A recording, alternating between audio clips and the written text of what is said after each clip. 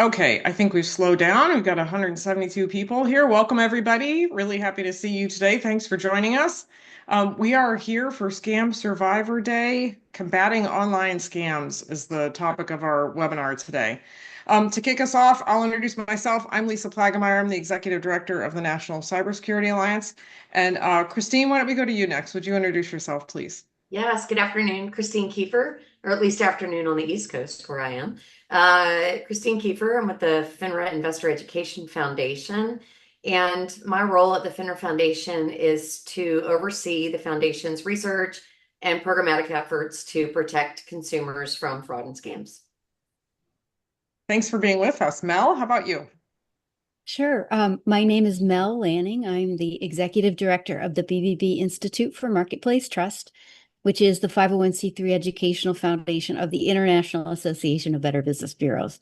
Our organization does a lot of fraud prevention work as well. In fact, we work very closely with FINRA on several projects. We do research, consumer education, and we also create online tools to help protect people. Thank you very much. And Amisha. Hi, everyone. My name is Amisha, and I am an employment scam survivor here to share my story with you all. All right. Thanks, everybody, for being with us. Let's get started. So, Amisha, I think the most compelling place to start is with you and your story. Can you please walk us through exactly what it is you experienced, how it all began, how you realized what was going on, and then what you did after you realized what was happening? Yeah, of course. Well, first of all, thank you for having me, and thank you everyone for being here. 2 years ago, I was on LinkedIn looking for a job, and I came across a remote work posting from a company based in Oklahoma. They did work with a school district. It seemed like a pretty good fit, so I thought I'd research the company to see if I wanted to apply. I checked out the company, some of their employee reviews. I did like a Google Street View of their building, and it seemed like a good fit, so I applied. And that same day, I got an email from a woman who called herself Laura, who appeared to work at the company. And she let me know they were really interested in my candidacy for the job and asked if I wanted to move forward in the process. Now, I graduated from college during COVID. So getting a job was a real struggle. So hearing back at all from an online application, let alone on the same day, was thrilling to me. So I was like, yes, I would love to move forward. Let's do this. I went through a bunch of hoops, typical like job interview stuff, did a questionnaire that kind of checked my typing skills and other things I would need for the job. We did an ID.me live face scan and background check. And once I was given the offer and returned the employee contract and was getting started with the job, we started talking about how work was going to look for real. So that included scheduling my orientation, when was I going to meet the team, figuring out deliverables, and most importantly, that I was going to need a work laptop. So we talked about what kind of operating software do I like? What kind of other bells and whistles is this piece of equipment going to need to have? And I was assured, of course, that I would not have to pay for this laptop by myself because it was a work expense. However, since I'm located out of state, they told me they were going to issue me a check and I was going to wire that money to a local vendor who was going to supply me my laptop. And it would be a lot easier and more efficient than going through them or somebody in Oklahoma. Seemed fine to me. The amount that we talked about added up. I had done my own research on the equipment and the softwares, and everything kind of was lining up. Once Laura sent me the check, I was a little confused. The bank account on the check was odd. I had never heard of it before, and I had never gotten a check where I didn't know what the bank was. So I thought, let me do some research. I checked what the bank was, and it was actually a local bank in the same exact town as the company in Oklahoma. So I thought, phew, all good. I deposited the check.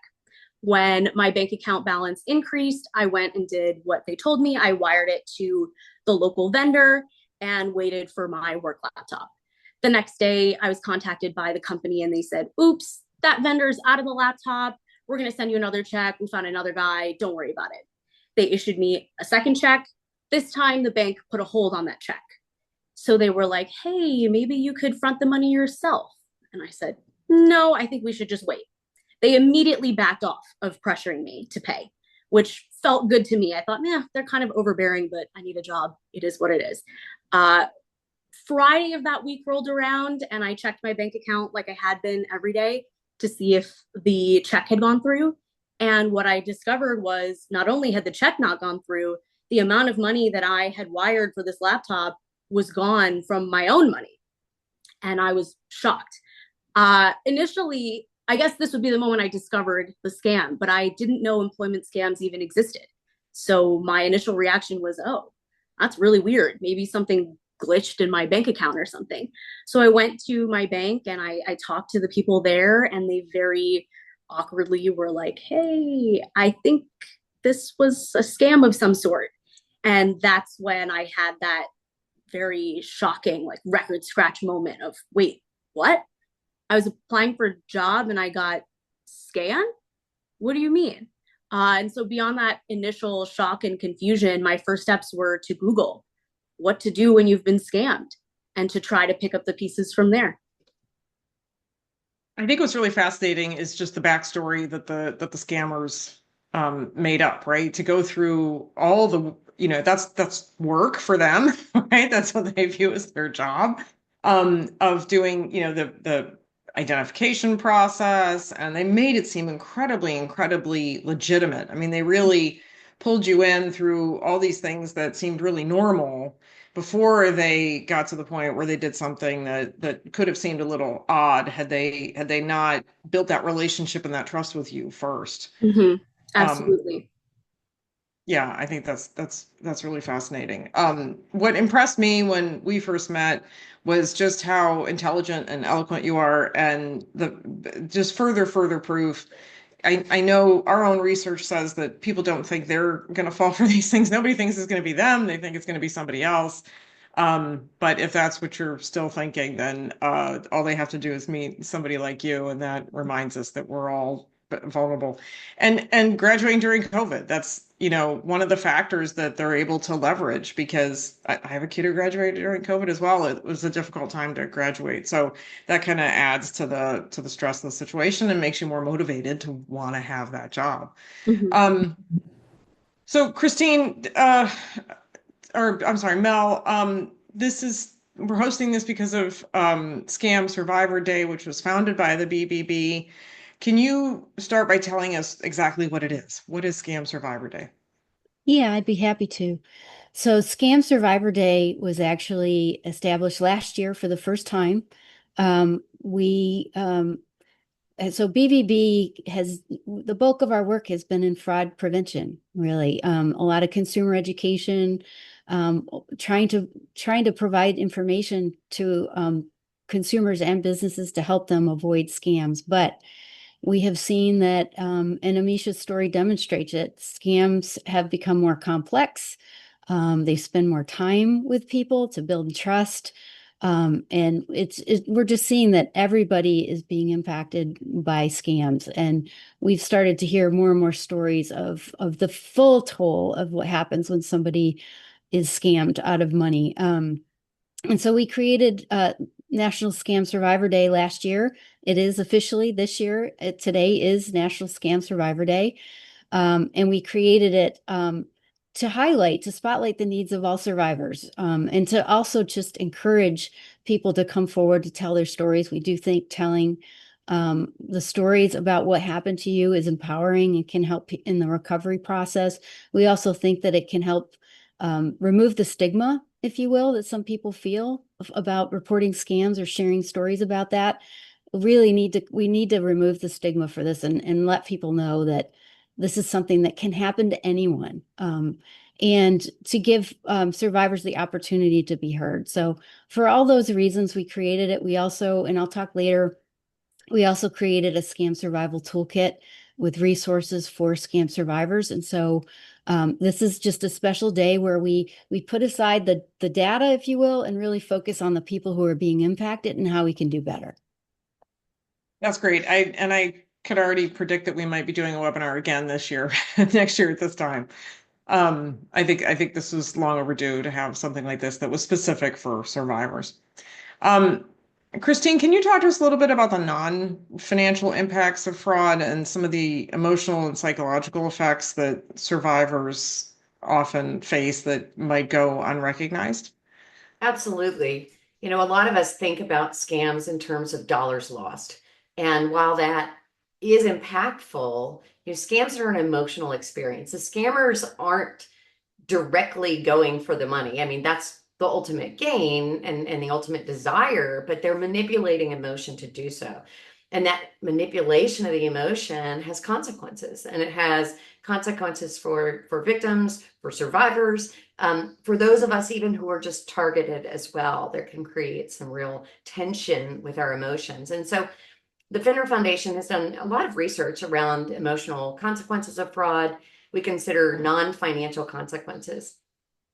For instance, we find that about 2/3 of victims in prior studies indicated to us that they had experienced serious social emotional consequences as an aftermath of the fraud experience. And this is serious. So, signs of trauma, PTSD, anxiety, sleep disorders, depression. This is not, and it's not singular, and it's not a one-day experience. Many of these consequences go on for a long time, particularly when individuals have been affected financially in a way that they are sort of repeatedly reminded of that loss. So, for instance, if someone loses or is if $1,000 is stolen from one individual who doesn't have that liquid $1,000 and they needed that money for rent, for upcoming groceries, whatever it is, that can have very long tail consequences because it puts them in a cash strain that's immediate, but also can linger over the months if they have a difficulty making up that for that loss. And so it doesn't matter if it's $1,000 or $100,000. If your personal financial situation makes that a challenge for you, that creates ongoing tension. And then the last thing I'll just say is that depending upon how long that experience has these kinds of effects, we see changes in the emotional reactions. So, for instance, at the beginning, we did a social listening study where we sort of heard from victims at different time periods after the loss what they were feeling. And at first, we heard a lot of isolation, loneliness, withdrawal, lack of trust, and personal blame, and what did I do wrong, and then over time, it morphed to more intense emotions like rage, terror, fear. Fear kind of showed up along the way, but at a more intense level. And so these emotions, they aren't a one-time thing. It's not just that momentary loss. It can linger for a long time for individuals.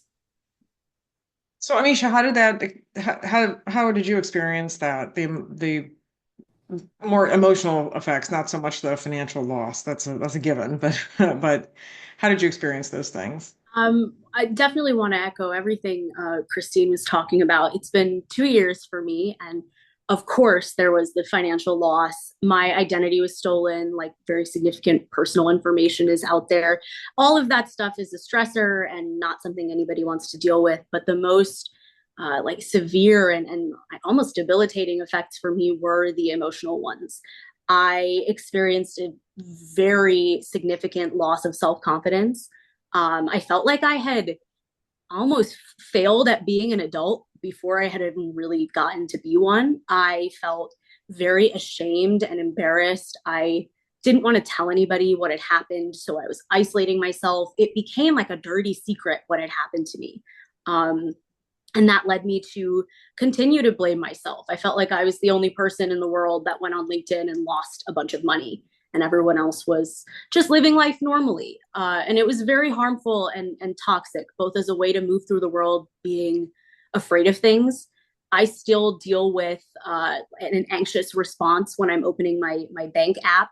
If there's like a charge that I forget I made last week that I see, I have a moment of panic before I remember, oh, yes, I went to the gas station, or that's what that was. That it's been 2 years. And even though I've done a significant amount of recovery work and feel very comfortable speaking about what happened, I still am suffering from some of the emotional consequences, I guess. I will say one very significant effect that surviving a scam has had on my life that I would classify as positive is that it has helped me find a new purpose and a new goal for myself. I'm starting law school in the fall, and one of the biggest catalysts for me in pursuing a legal career was my experience being the victim of a scam and understanding some of the pitfalls in the justice system afterwards. Well, I credit you for being on this webinar with us today, for getting to the point in recovery that you could do something like this. I think is really, really fantastic. Before we go to our next question, we have two questions from the audience that I want to pop in here and see if we can't work these into our comments as we move along. Two of them are very similar. The first one is, what can we do about loved ones who are involved in being the victim of a scam, but who don't believe us when we tell them, even though there could be criminal charges brought against them for being involved? And the second one, very similar. How do you deal with someone you know is being scammed, but is emotionally invested to the point where they're not listening to anyone? Does anyone want to take that now? And then I think there's going to be some resources maybe that we'll share as we go through the rest of the webinar. I'll start, Lisa. Some of the work, FINRA and the FINRA Foundation are very committed to helping this sort of ecosystem of organizations and individuals that surround all consumers, but fraud victims in particular. And one thing I've been talking to a lot of financial firms and some financial firms about these issues. And they often are in situations where they're talking to someone who's trying to make a withdrawal, and that individual may or may not believe them or want to believe them. And there's a lot of psychological reasons why people that are in the process of being victimized or post-victimization may not want to or may not hear what we might consider warnings. And some of that is just sort of this desire to have it all be true, or not a fraud, because you don't want to face the devastating feeling and consequences that would come with true victimization.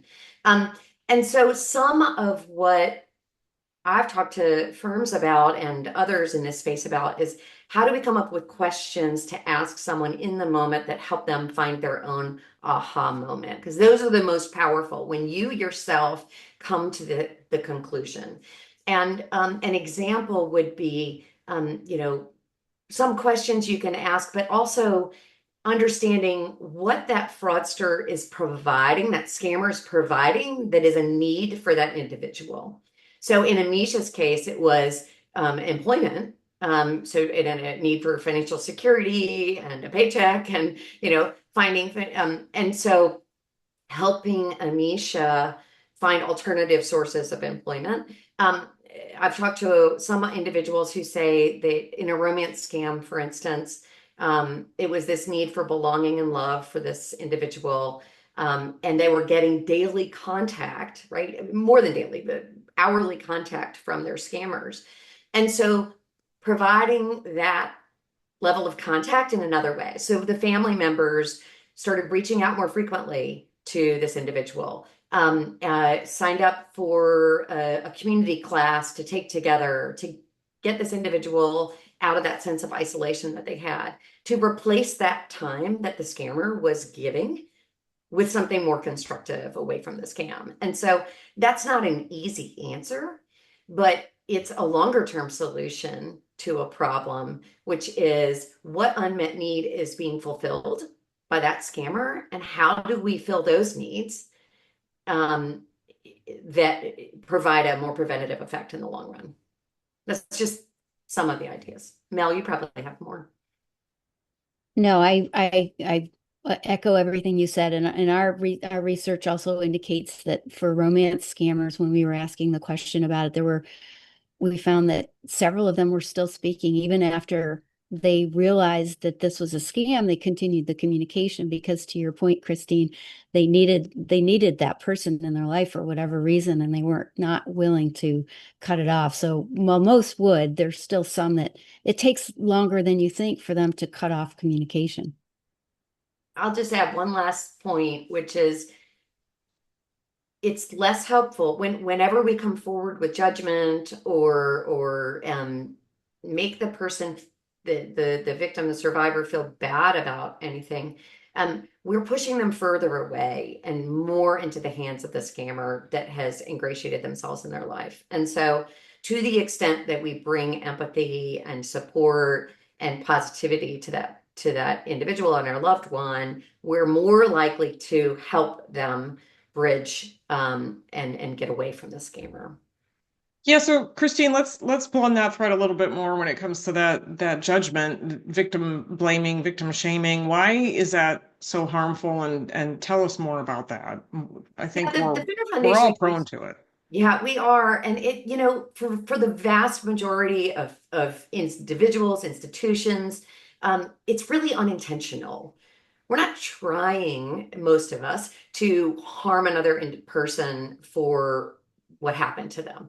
But the way we frame our words, we engaged in a research study with AARP, the FINRA Foundation and AARP engaged in a study about victim blaming in particular. And we found that it's pervasive across so many different levels of the system, right? Whether it's law enforcement or the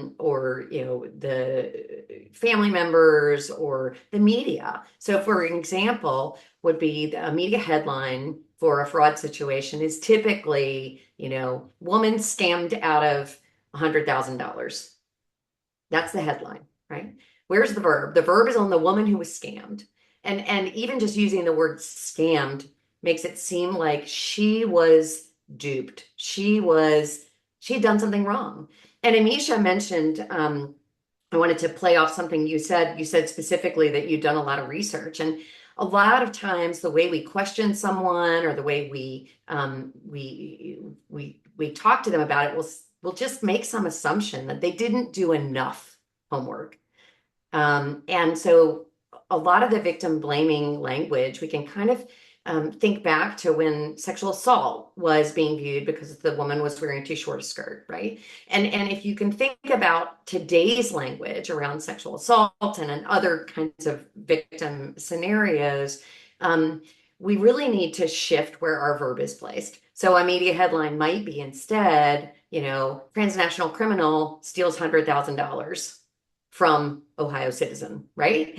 And the verb is on the criminal.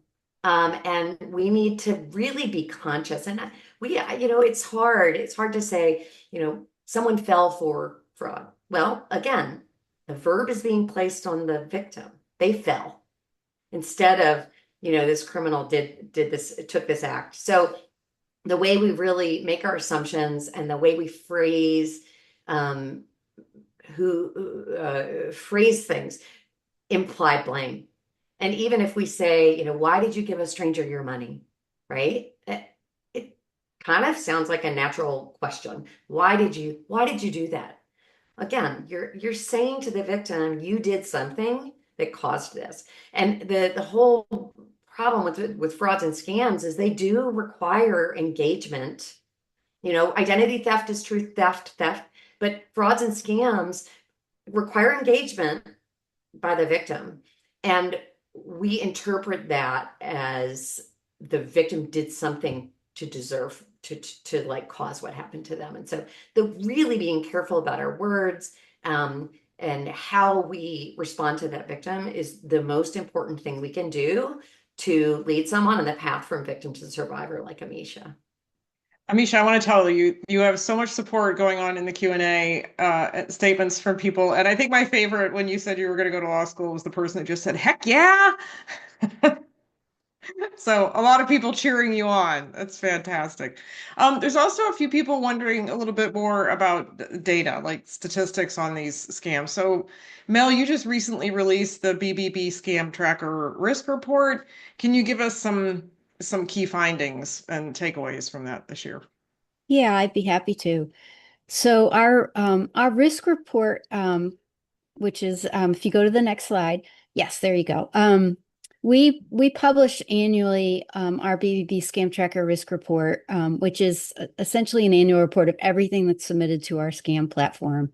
And you can see here, we basically come up with our top 10 riskiest scams, and we do that by looking at the volume of a specific scam type, the percentage of people who lose money to that specific scam type, and then the amount of money people are losing. And we combine those three factors to come up with this list, which is the formula essentially. And so the learning here is that in the top three scams here, are investment cryptocurrency scams, employment scams is what Amisha experienced, and romance friendship scams. And the finding here is that all three of these require that engagement that Christine's speaking about. They essentially are building trust with the person that they're in. The scammers building trust over time. Some of these things can happen over weeks. Some of them can happen over months or even longer. And these relationships we're finding in some cases, and Christine alluded to this, that where the person's literally sending texts multiple times a day, every single day, building that kind of relationship with this person. And so what we're seeing here is those are financial, what we call financial grooming scams. That's where this person builds the relationship over time with the goal of stealing money or personal information. Mostly it's money. And what you see here is that year over year, we saw financial losses go up 30% from 2023 to 2024. And so the impact of each of these scams that are happening, these financial grooming scams, is that people are losing a lot of money. In some cases, thousands, in some cases, tens of thousands, and in some cases, hundreds of thousands of dollars. And it's having a huge impact. And if you look closely with the median dollar loss, you can see, for example, romance/friendship scams. And we're seeing a real connection to cryptocurrency where the person will build the relationship over many months and then eventually start to introduce them to cryptocurrency and putting money into a platform. That particular scam type had a median dollar loss of $6,000, which is the highest median dollar loss across all of our scam types. And that's compared to all of our scam types together at 130. So you can see the impact that each one of these scam types are having. So if you go to the next slide, the other thing that we did, and I just wanted to share this, is in addition to pulling out the data that's reported to us in the platform, we also do survey research. So when we see the initial findings, we start to say, what are some of the other sort of interesting things we might want to find out about? And one of the things that we looked at was the emotional impact. So when we did survey research, and this is for folks who reported a scam to Scam Tracker in 2024, 30% of them said that their mental health was impacted after the scam incident. And then you can see the emotions that they reported. So anger is more of a healthy emotion because it's a little bit more empowering. It's right, not a surprise, that's right at the top. But then you have loss of trust. 54% reported that. People who anxiety, stress, and trauma was 53.5% of people who reported back to us. And then it goes down to shame and embarrassment, 35.7%. Loss of confidence that we talked about, which is around 26%. And then it continues down with guilt. Some people were feeling guilt, strained relationships with family and friends, concern about a loss of reputation as well. So this just demonstrates the holistic type of ways people are impacted and how they're feeling and what they reported to us. And then if you just go to the next slide, just to reiterate some of the things that were already said, these are just tips for talking with scam survivors that we actually distributed this at our in-person event last Friday. Amisha was kind enough to actually review this and give us input on it. But again, it sort of reiterates that avoid victim blaming languages. Like Christine said, just remember how to use your verbs and make sure that you don't place blame on the victim. Listen, actively listen. Sometimes we hear that people just really want to be heard. They want to tell their story and they want to be heard. And that's one of the most important things that can help them with their recovery journey. Don't judge. It's easy to look back on something and think that it would never happen to you, but you have the benefit of hindsight from the person that's telling the story. So just avoid any kind of judgment around this. And we know that scams are really sophisticated and they use psychological manipulation. They can impact everyone. Obviously lead with empathy, and then just if somebody shares your story, just recognize their courage. Thank them for telling their story and recognize the fact that it takes courage to stand up and talk about what happened. And so with that, I will turn it back to you, Lisa. No, and I just want to emphasize, if you want to go back real quick to the last slide, Lucas, the URL to get the study, because I think there are some people who are, especially if you're on this call and you work in training awareness or trust and safety, that's some really good content. You can see bbb.org/risk report there at the bottom. It's got a lot of information I didn't cover today. Obviously, it's a lot of information. Yep, it's content rich.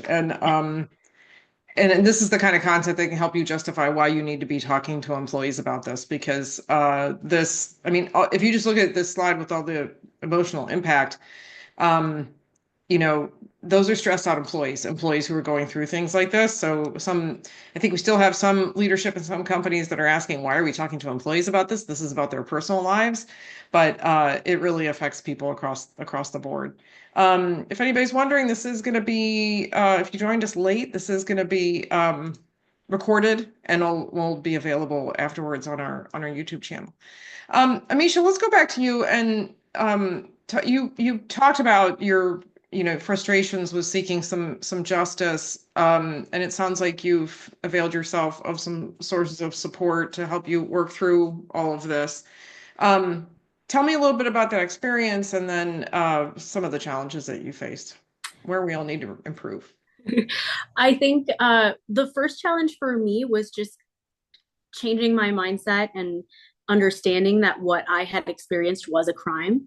I wasn't really seeking justice at first because I felt like I had just tossed my own money in the garbage for no reason. It took me some time to think to myself, okay, actually, I was the victim of a crime. My money was stolen, and I need to report that and see what my options are. So the first thing I did was go to make a police report. I wasn't necessarily under the assumption that the police was going to write me a check and give me my money back, but I was hopeful that there would be some sort of a documentation or they would be able to help in some way. And I was really ridiculed by the police. They listened to what happened, told me very condescendingly that I shouldn't use LinkedIn anymore, and sent me on my way. And months later, when I followed up and asked for a copy of my police report, I learned that nothing was even filed, which made me feel like there wasn't any recourse, that not only was there no path to justice, that people didn't really think I needed it. And that really exacerbated some of the emotional issues that I touched on earlier. I also reported to a variety of sources online that are made for these crimes. They want to hear about these reports, BBB Scam Tracker and other like government websites that are meant to report these types of crimes. And for the most part, while I was very grateful that those websites are out there, I felt like I was sending my experience into the abyss. It was kind of like, okay, cool, maybe this will end up on someone's desk and be helpful one day, but no one ever followed up with me, and I have no idea if anyone read my report. So those were the challenges seeking justice, were realizing that I deserved it and then looking around and thinking, well, now how do I get it? And what does that even look like in this situation? In terms of support, I really neglected seeking support. I was very ashamed. I didn't want to talk about it.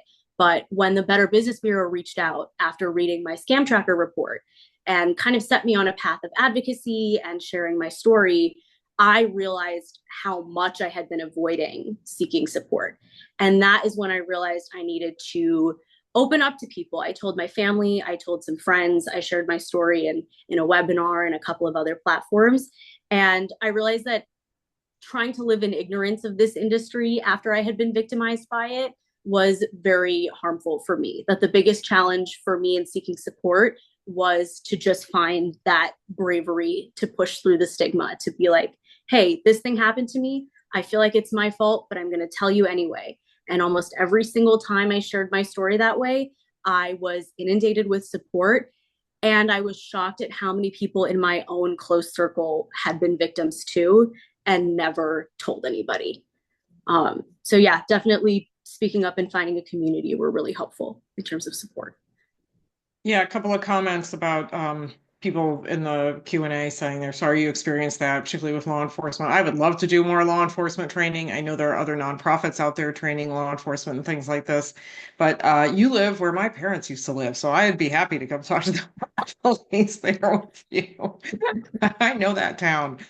Um, okay, let me see. What other questions do we have here? Did you report on ic3.gov, and was that any help at all? Somebody asked that. I did report there. I don't know if it was of any help because all I know is my report went through. And then, Right. yeah, Yeah. so not really much follow up from any of those places. Yep. Yep. Um, let's see.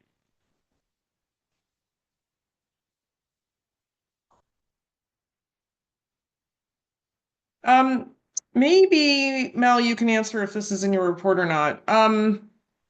Somebody made the comment that the conversation earlier made it sound like maybe this occurs to more women than men. Is there any data to support that, or scams more male oriented than female oriented, or does that? And second part B to this person's question, do we have any idea of how much of these things go unreported? Like we know what's in the data, but it's pretty widely believed that people don't report. So do we have any idea like how underreported it is? Yeah, so on the first question, the only thing I can say for us is we know that women are more likely to report scams. So it doesn't mean that they're being targeted more. That the situations are happening more to them, but they're more likely. According to our data, typically 2/3 of scams are reported by women to us every year.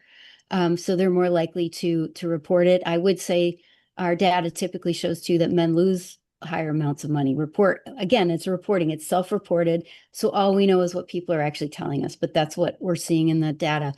As far as what the real number is, I don't think anyone really truly knows. I think there's some people throwing around ideas on how to try to figure that out. But Mhm. the closest thing is we have what FTC reports every year and what the FBI reports every year. I think FTC, it was 12.5 billion, but again, that's underreported. That's all we know is Mhm. what people reported. So I think they've tried to come up with a formula to try to figure out what they think the real number is. But I don't know that we really know at this point. I'd I've like heard to some estimates that it could be double. Yeah, I'd like to Christine? contribute to that. So, on the point that Mel just made, so the Federal Trade Commission is one reporting portal. There's the Internet Crime Complaint Center. There's the Federal Trade Commission's report fraud, .ftc.gov. There's the BBB Scam Tracker, which BBB shares their information, as does AARP, the AARP Fraud Watch Network. Takes reports as well. They feed that data into the Federal Trade Commission and or IC3, depending upon the situation. But the bottom line is the FTC data, as Mel said, was 12.5 billion in 2024 to all scams. The largest category of which is some variation of imposter.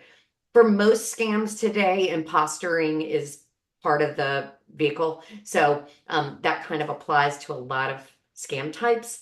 But in 2020, they haven't yet done their extrapolation for 2024, but in 2023, I think the number was 10 billion reported, and they did conduct an extrapolation to see if they could account for underreporting. And I think the number was something like 150 billion versus 10 billion reported, with an estimate that it was probably closer to 150 billion.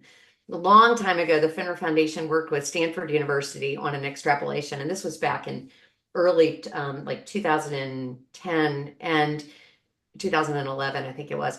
And we estimated 50 billion at the time based on the FTC numbers. But again, those numbers have gone up dramatically. We've seen a bit more like a hockey stick curve in terms of the way fraud is happening. And I also want to just quickly respond to the gender question. There are so many different types of scams, themes of scams, variations of scams, that no individual should consider themselves completely immune to scam victimization. And there's not evidence that it's more females than males. It does depend in large part on what you're targeted for. So, for instance, Amisha's age group and sort of the employment space, employment scams are a big deal, and they are happening more. They're targeting people that would be in the workforce looking for employment, right? But for older adults, we see more tech support scams and grandparent scams. And so different scam types target different individuals. Some target everybody, the Easy Pass toll text that we've all been getting. Even my son who doesn't drive yet gets that one. And so it depends how you're targeted, what you're engaging in. For investment scams, we see a majority male victims. So there's not a good gender gap. It just depends which type of scam and targeted in which ways. Yeah, and I would just say too, Lisa, that a lot of that is broken out by demographic in our risk report by age. The scam types are all broken out by age and so forth. So you can look at all that data in the report. I mean, I think of the bad guys like marketers, right? They're gonna use the scam that they think is most appropriate for a particular target audience, just like legitimate advertisers do to try to get our attention. It's really social engineering is really no different in that It's way. funny that you say that because when the FINRA Foundation first started really more consciously working on our fraud prevention and investor protection efforts, we looked to the literature and the studies around persuasion and influence. And a lot of that comes from the How to Be a Better Business Person. And then Dr. Cialdini's Principles of exactly, Persuasion. Cialdini was a big influence for us. Yep. And I will say AARP, Doug Shadell at AARP was also a big influence. Got to give a shout out to Doug. So we had one question come in early on from Mark. Can you talk about the impact of AI on financial scams and the emerging ones? The bad guys move really fast. They're using a lot of innovation, and because I'm in this work in this space, I'm seeing a really creative deep fake audio and video calls all the time. But Christine and Mel, can you speak about that? We can't get through a webinar without using the term AI. Yeah. Yeah, I mean, I'll let Christine speak to this. The only thing I would say is, in terms of what we have with self-reporting, I think it's really hard for consumers to understand when AI is being used. And so it's really hard for us to sort of, for our data to understand the impact. The thing that we are seeing though is the increase in phishing and the impact on phishing overall, which is, the old traditional phishing was you could tell the typos in the email because they were using the old traditional methods. I think AI has started to it's really ratcheted up the phishing. It's much more professional. They can personalize those messages. They can target so many more people all at once. And so that's one of the places we know is having an impact is the increase in the not just the increase in the number of phishing, but the effectiveness of the phishing techniques as well. There's definitely that happening, and the same goes for call scripts or text scripts, for instance. So a lot of the scams today that we're talking about, there are being perpetrated by transnational criminal organizations, and they have very sophisticated scripts and response mechanisms, and they are aided by the increased computer power in terms of making it sound really realistic and look really, really realistic. So you mentioned the deep fakes. Absolutely. We used to say, for instance, in prevention that if someone won't have a video call with you, then that's a red flag. Well, that kind of needs to go out the window because now we've lowered our defenses because they had the video call. But Right. at the end of the day, it could be a deep fake video and you're looking at an attractive woman who really is a man in Nigeria, right? And that's happening. And so so I think that what AI, the enhancement that's AI is providing on this negative side, we can use some of that same AI to be targeting against scammers as well, right? So I'm not a technologist, so I don't have all the creative ways that can be done, but I know it's being done and being thought about. But we also need to recognize that there's only so much we can put on the consumer to always be aware of red flags and recognize them. And AI ramps that up. We need to recognize that everything looks real, sounds real, tastes real, and that that those are not sufficient defenses in all cases. And so we need to be doing more with AI and technology to disrupt some of the triggers that make it to consumers themselves. A couple other questions here for Amisha. Did you report it to LinkedIn and what did they do? I did not report to LinkedIn because the posting was gone by the time I went around to do it. I did try to let them know that there was a fraudulent company impersonation job posting happening, but I was kind of redirected to some blog posts that LinkedIn has and other sites too, not to just say it's LinkedIn. They don't typically vet their job postings. And so that sort of takes away whatever burden they might feel to take down a fraudulent job posting. It was sort of just, well, next time read this blog post and know that it's not on us if the job's not real. Did you feel like your bank helped you at all or provide any tools? And somebody is asking, are you still a customer of that bank? Yes, I'm still a customer of that bank. No, I do not think they were helpful in terms of helping me understand what happened or providing tools. I don't think that the bank teller I spoke to understood what happened. I think he was incredibly confused and he kept saying, I'm sorry, I don't know. I don't know. I think maybe this was something, a scam or something. I don't think anybody at the bank was equipped to help me. Yeah. Tom is asking, did you get much help in recovering your identity? And if so, what was the most helpful? I did not get much help. I filed an identity theft affidavit and then I had to do it again because some other branch of the IRS came after me, which I thought was funny in a twisted way. Not much help, just following a checklist and making sure that I did everything that I could to cover my bases. It's definitely a crime where a lot of recovery feels like you're floating in limbo and you're like, I think I did what I'm supposed to. I think I protected myself as much as I can moving forward, but I don't know. One more question. What is the percentage of scam victims getting their financial assets recovered? I think that's probably just as hard to measure as the actual damage being done. I know there's a lot of training being done by groups like Operation Shamrock, Aaron West, who's training law enforcement on trying to claw back crypto, for example, in scams, because more and more scams involve crypto. But any comments on that, Mel or Christine? Do we think people are actually getting assets recovered to a measurable degree? I would defer to Christina.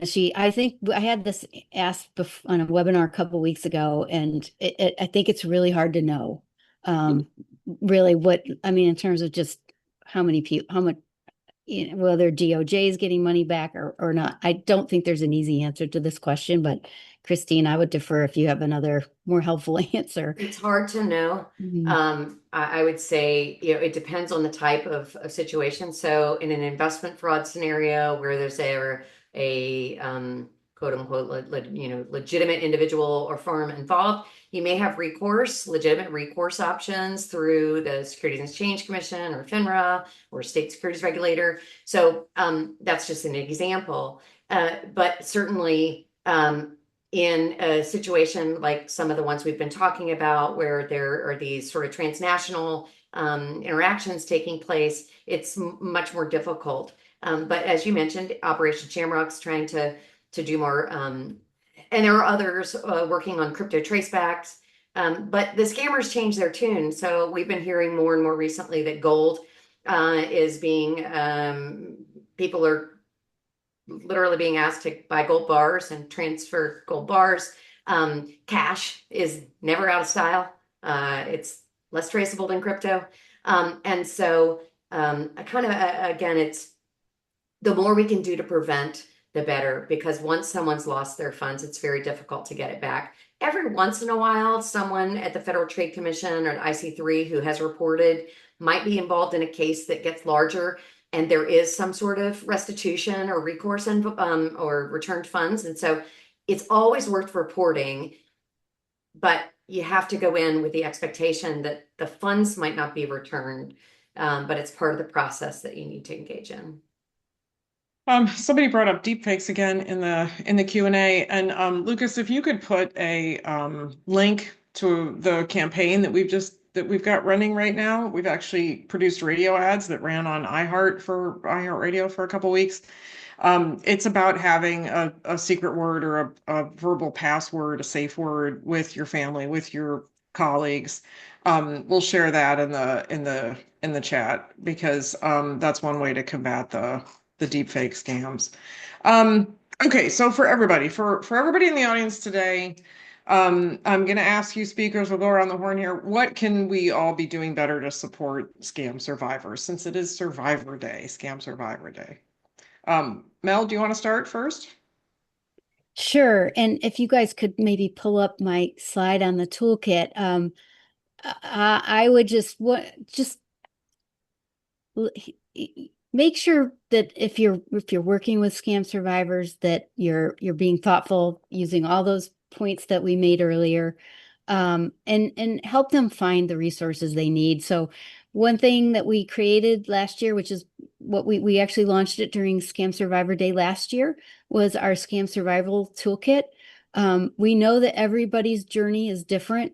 And we kind of covered that, like the impacts vary across the type of scam and so forth.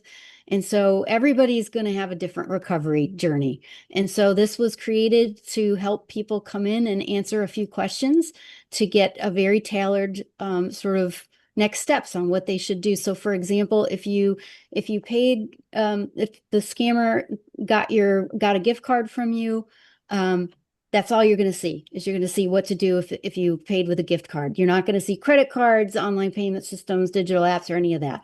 So it tailors you to specifically to the situation. It also has mental health resources. It has survivor stories, including Amisha here, who provided a story on the platform, so that if they're going through it, they can hear from other people who have been through this to hear uplifting words. And there's resources for businesses as well. So I guess I would say connect them with the resources they need. BBB is not a mental health expert, but what this is this connects them directly with the experts on whatever it is that they need help with. And so it's a great place to start, and then they'll get connected to the resources they need. And while we're on this, maybe go to the next slide, Lucas. I think I might have stuff on here too. Just really quickly, I'll mention some of the FINRA Foundation resources, but and then I want to get to the question, which was supporting scam survivors. The FINRA Foundation, as I mentioned, does a lot of different work around fraud and awareness, measurement, training, outreach, and consumer support. And so just encourage you to check out finrafoundation.org/fraudfighter, where you can access some of those resources, including, next slide, I will talk about a couple of different places where individuals can go. So Mel mentioned resources. We hear from consumers and individuals who've been affected that they need different types of resources. So the first thing you need to do is to listen to them. What do you hear that they need now and maybe later? So help them on the journey that they need to be on and connect them to those resources along the way. If it's an investment related issue, we encourage you to contact FINRA's Securities Helpline for Seniors. It's not just for seniors, so you can ignore the for seniors part. We'll actually accept calls from anybody from 7 to 107. So, but that can be a place to go to help you figure out if there's an official like complaint to file, or who else you might be able to reach. So we can triage there. Next slide. But I want to mention in particular for support services for survivors, the FINRA Foundation has been partnering for a couple of years now, 5 years now, with the Cybercrime Support Network, also known as Fight Cybercrime. And the URL is right there on the screen. And with Fight Cybercrime, we've developed and they're leading peer support programs for romance scam victims. And more of these victims are the victims of relationship investment scams. They're not necessarily even always romance, but it's a relationship scam. Usually those are long tail scams. These are, 4 months, 8 months, a year, 2 years. And the individual, Mel mentioned losses earlier, and the average losses, but let's let's change those averages. When you think about a romance scam, the average losses to the victims participating in this program is closer to $250,000 per person. Some of these individuals have lost millions. And so we can look at the averages across reporting portals, but we really also need to be looking at the averages across scam types. And this program in particular is really powerful because it's not a one-time thing. It's a 10-week, once a week program.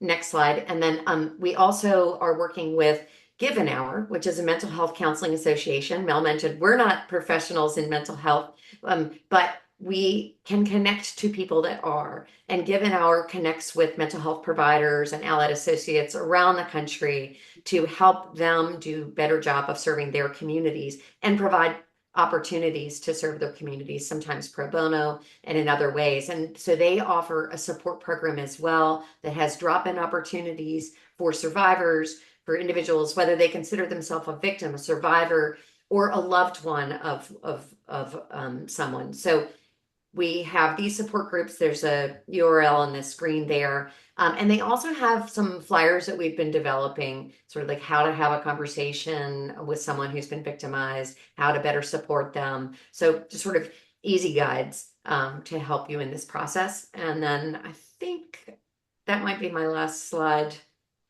I'm also going to send out to everybody who registered today the PDF of all the slides that you just saw. There's not very many, but they're really content rich. There's great stuff on there. So we thought that'd be helpful if we mail that out. So you'll get an email with a link to get the slides. One question that I'm going to answer quickly in the interest of time: are data brokers the root cause of how scammers receive a victim's contact info to socially engineer them?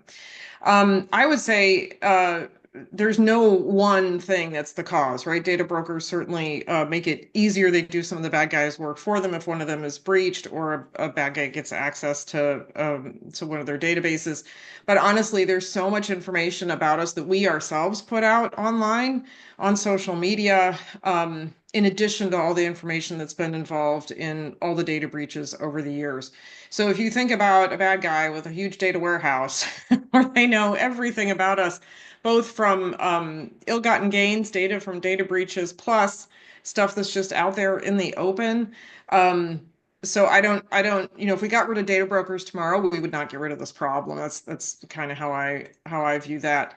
Couple of policy questions real quick. We might not be able to get to these. Are there any laws or policies in the works? I'll just mention really quickly there's like a dating scam. Let me think. It's Senator Blackburn.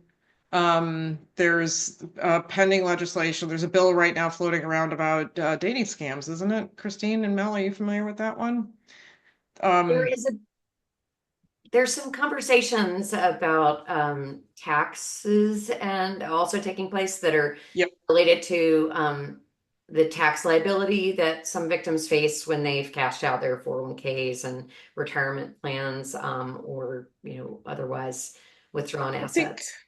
there's a little bit more appetite. The Take It Down Act is passed both the Senate and the House. I don't think it's been signed into law yet. That has to do with AI making pornographic images of somebody with using AI with somebody's likeness. There was the Children's Internet Safety Act, which I think is stuck right now in the House. But I'm encouraged because I'm seeing more and more discussion. And I will But say there's a large number of organizations, BBB included, and many of us who are involved in a task force with the Aspen Institute, the National Task Force on Fraud and Scams, and the goal of which is to come up with a national strategy for combating this. And that's education included, disruption included from the technology side, but also policy recommendations. And so you should be looking for that maybe to come out in the early fall. Yeah, we're a part of that initiative as well. Okay, final thought. Amisha, what would you say to somebody who's going through this themselves right now? What would I say? I think first I would say it's not your fault. You're not alone, not nearly as alone as you might think that you are. And that I truly believe that surviving a scam doesn't say a word about your abilities. It doesn't say anything about your intelligence or your capabilities, and it doesn't limit what you can do in the future. I think the biggest struggle that I had was opening up about what happened. And it was the single biggest thing that helped me heal. So I would say to anybody out there, doesn't mean you have to do a big Zoom webinar. Maybe that just means talking to your friend and saying, hey, this thing happened to me, but it's really important not to bottle things up. I think that's really great advice to end on. I want to thank all three of you for being with us today. If you're going through this yourself or you're trying to help a loved one, we'll have the slides that will go out. There's a lot of great information shared here today, and we'll have the slides that will go out, and there will also be a slide with information that the National Cybersecurity Alliance has that's available there to help you. Or if you're running a training and awareness program or responsible for security or trust and safety communications in your organization, I would encourage you to make sure you're working this topic into your plans. Thank you so much for sharing your valuable time with us today. And that's it for us. Thanks for joining us. Bye, everyone.